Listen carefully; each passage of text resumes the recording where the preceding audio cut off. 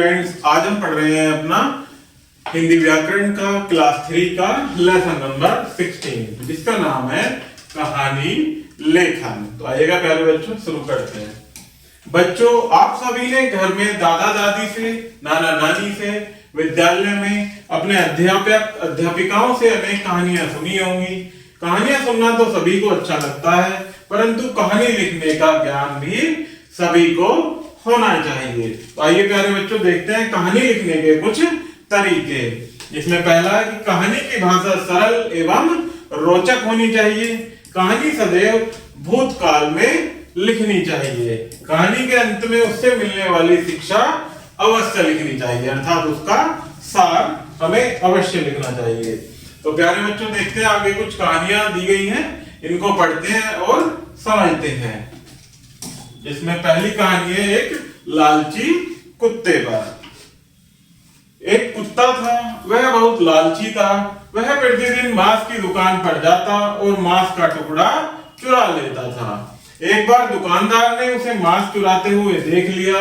वह उसके पीछे दौड़ा, मगर कुत्ता भाग निकला। कुत्ता भागता हुआ एक नदी के किनारे जा पहुंचा। नदी के जल में उसने अपनी परछाई देखी। परछाई को देखकर वह समझ गया कि यह दूसरा कुत्ता है और उसके मुंह में भी मांस का टुकड़ा है। कुत्ते ने सोचा, यदि यह टुकड़ा भी मुझे मिल जाए तो मजा आ जाए।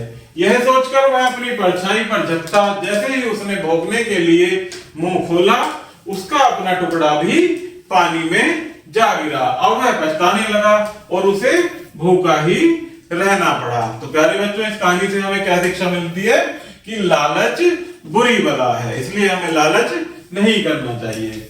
आगे देखते हैं प्यारे बच्चों, दुष्ट को उपदेश। एक कहानी है दुष्ट को उपदेश।